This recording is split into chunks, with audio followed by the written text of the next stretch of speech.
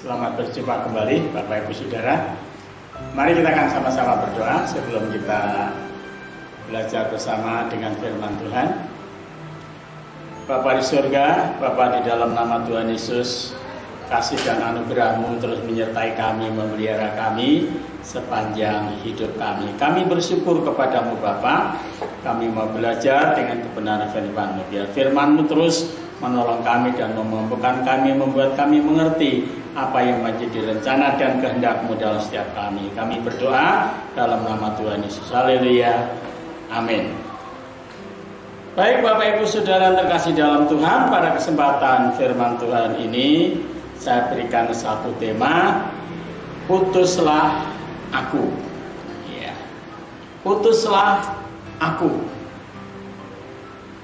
Saya ambil dari kitab Yesaya pasal yang ke-6. Ya. Pasal yang ke-6. Yesaya pasal yang ke-6. Nah, Bapak Ibu Saudara, kalau kita lihat judul di atas, Yesaya mendapat panggilan Tuhan. Nah, Yesaya mendapat panggilan Tuhan itu bukan karena Yesaya itu hebat, karena Yesaya itu pinter, Yesaya itu orang yang luar biasa, tidak.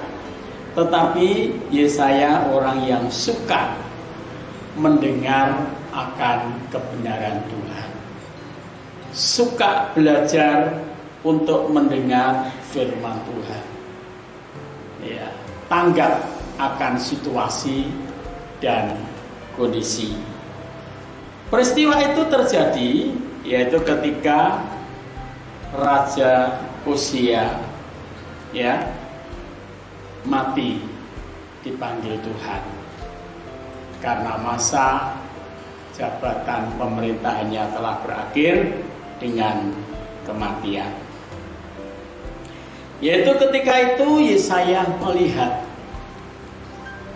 Tuhan itu ada bertahta di atas surga sana, dengan melihat jubahnya memenuhi seluruh bait Allah,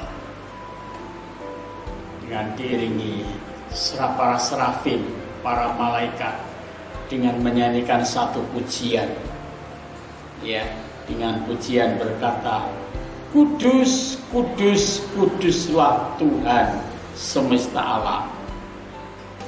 Dengan pujian itu yang dinaikkan berulang-ulang,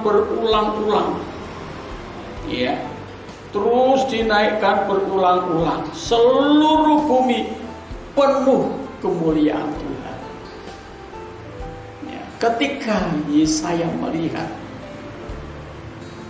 para serafim memuji Allah, menyembah Tuhan, kudus, kudus, kudus Engkau Allah semesta alam. Yesaya melihat bumi penuh dengan kemuliaan Tuhan. Padahal selama hidup Yesaya melihat kehidupan manusia begitu rusak, begitu melakukan satu tindakan-tindakan yang keji yang dilakukan. Para raja-rajanya dan umatnya, mereka mempersembahkan anak-anaknya dijadikan korban bukan untuk Tuhan tetapi untuk para dewa. Orang-orang yang menyembah para dewa-dewa itu mempersembahkan anaknya untuk dijadikan korban, dan itu menjadi kekejian bagi Tuhan. Artinya Tuhan sakit hati melihat anak-anak manusia dijadikan korban untuk para dewa. Padahal Tuhan tidak pernah meminta satu orang pun untuk mempersembahkan hidupnya atau hidup anaknya atau keluarganya dipersembahkan kepada Tuhan untuk dikorbankan. Sama sekali tidak pernah. Tetapi orang-orang yang menyembah para dewa-dewa itu mempersembahkan anak-anaknya untuk dijadikan korban. Dan itu menjadi satu kekejian di mata Tuhan. Tapi ketika Para serafim memuji Allah, menyembah Tuhan.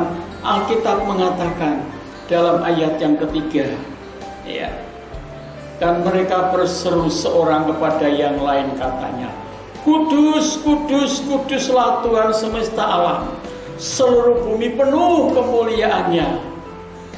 Maka goyanglah alas ambang pintu disebabkan suara orang yang berseru itu, dan rumah itu pun penuh dengan asap. Lalu kataku, celakalah aku binasa, sebab aku ini seorang yang najis bibir, dan aku tinggal di tengah-tengah bangsa yang najis bibir. Namun mataku melihat Raja, yakni Tuhan semesta alam. Saudara, Yesaya sadar, ternyata Yesaya juga bukan orang yang suci, bukan orang yang hebat. Dia katakan, aku orang yang najis bibir, dan aku tinggal di tengah-tengah orang yang najis bibir juga. Dan kesadaran itu penting, saudara. Ada banyak orang Kristen yang tidak sadar, ya, menganggap dirinya lebih baik, menganggap dirinya lebih suci, menganggap dirinya lebih hebat daripada orang lain. Padahal belum tentu, saudara. Kadang-kadang kita melihat orang lain, itu nggak ada apa-apanya. Padahal sesungguhnya nggak ada, yang tidak ada apa-apanya itu kita. Ya, mereka itu lebih daripada kita sebenarnya. Tapi kita kadang-kadang tidak menyadari, saudara, ya, akan keterbatasan kita, akan ketidakmampuan kita. Nah, saudara, Yesaya menyadari bahwa aku orang yang najis bibir, aku tinggal di tengah-tengah bangsa yang najis bibir. Ya, ayat yang ke-6. Tetapi seorang daripada serafim itu terbang mendapatkan aku. Di tangannya ada bara yang diambilnya dengan sepit dari atas mezbah, menyentuhnya kepada mulutku serta berkata, lihat, ini telah menyentuh bibirmu, maka kesalahanmu telah dihapus dan dosamu telah diampuni. Jadi, orang yang sadar akan keberadaannya, dirinya sebagai orang berdosa, dirinya sebagai orang yang bersalah, sebagai orang yang tidak layak di hadapan Tuhan. Tuhan tahu, dan Tuhan mengutus seorang serafim untuk mengambil bara api dari atas mezbah, ya, untuk menguduskan bibirnya sang Yesaya yang dinyatakan, yang dia menyatakan aku orang yang najis bibir. Saudaraku, mezbah, berbicara tentang mezbah itu berbicara tentang doa. Ya, di atas mezbah doa, bukan mezbah korban bakaran, tetapi mezbah doa. Betapa pentingnya membangun mezbah doa dalam kehidupan ini, saudara. Ketika Yesus berdoa di Taman Getsemani, tertulis dalam kitab Injil Lukas, saudara, berdoa, bersyafaat sampai menitikkan darah, ya, keringatnya itu mengeluarkan titik-titik darah jatuh di tanah. Dan kalau saudara baca dalam Yohanes pasal 17, itu doa syafaat Yesus di Taman Getsemani. Dia katakan, kuduskanlah mereka dalam namamu, kuduskanlah mereka dalam kebenaranmu, firmanmu adalah kebenaran. Dan Yesus berdoa untuk murid-muridnya, supaya murid-muridnya dikuduskan.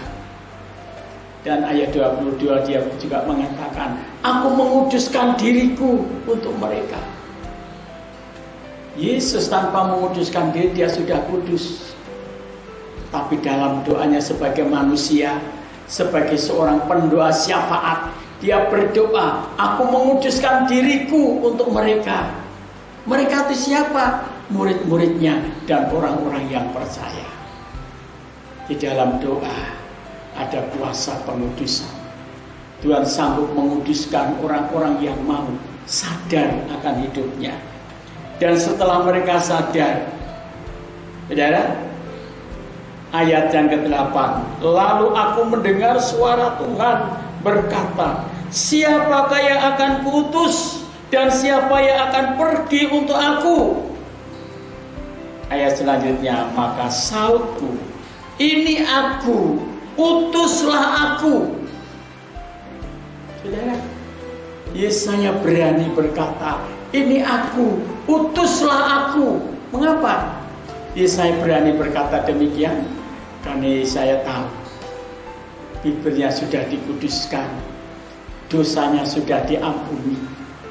Saudara, untuk membalas cinta kasih Tuhan, Yesaya mau diutus untuk memberitakan kabar baik, kabar keselamatan kepada bangsanya, kepada saudara-saudaranya. Kalau hari ini Bapak Ibu Saudara, sebagai orang yang berdosa, kita orang yang berdosa, kita telah diampuni dosa-dosa kita oleh korbannya di atas kayu salib Gunung Golgota. Selayaknya dan sepantasnya lah kita mau menjadi orang-orang yang diutus untuk memberitakan kabar baik, kabar keselamatan kepada saudara-saudara kita. Betapa pentingnya berita keselamatan itu. Mari Bapak Ibu Saudara yang terkasih dalam Tuhan, kita mau belajar bersama-sama, mau menjadi orang yang diutus oleh Tuhan, mau memberitakan kabar baik, kabar keselamatan, bahwa Kristus telah mati untuk dunia. Karena Tuhan menghendaki seluruh dunia diselamatkan, tidak ada yang binasa satupun. Dan itu Tuhan mengharapkan dari Bapak Ibu Saudara kita semua menjadi generasi yang memberitakan kabar baik, menjadi generasi yang memberitakan kabar keselamatan itu. Mari kita mau menjadi orang yang sadar dengan sesadar-sadarnya. Karena Tuhan mencari orang-orang yang sadar, orang-orang yang punya kerinduan, orang-orang yang punya kemauan untuk mau diutus memberitakan kabar baik, kabar keselamatan. Tidak harus diutus atas nama organisasi, tidak perlu saudara. Tetapi kita mau diutus oleh Tuhan. Organisasi itu hanya sebagai sarana, sebagai pelindung dalam tatanan hukum. Tetapi untuk memberitakan kabar baik, kabar keselamatan itu kita punya urusan dengan Tuhan. Sebagai cinta kasih kita kepada Tuhan, kita mau memberitakan kabar baik itu. Sebagai rasa cinta kasih kita kepada sesama, kita memberitakan kabar baik itu. Tuhan selalu memberkati. Mari kita sama-sama berdoa dan kita mengucap syukur. Segala puji hormat dan syukur kami naikkan di hadapan-Mu ya Bapa. Kebenaran firman-Mu yang sudah kami tangkap, yang sudah kami dengar, tolong kami Tuhan, berikan kekuatan, berikan kemampuan, berikan waktu untuk kami tetap sadar dengan sesadar-sadarnya bahwa dosa dan kesalahan kami sudah diampuni oleh Tuhan, sudah dihapus dosa-dosa kami oleh Tuhan. Kami bersyukur kepada-Mu, Engkau telah menguduskan lidah bibir kami dengan kebenaran firman-Mu. Terima kasih Tuhan. Utuslah kami Tuhan untuk menjadi pembawa-pembawa kabar baik. Terima kasih Bapa, terpujilah nama-Mu. Memberkati semua yang mendengar firman-Mu hari ini Tuhan. Untuk mereka diberkati, mereka menjadi berkat bagi banyak orang dan memberitakan kabar baik dan kabar keselamatan kepada orang lain. Terima kasih Bapa, di dalam nama Tuhan Yesus berkat-Mu turun atas kami. Haleluya. Amin.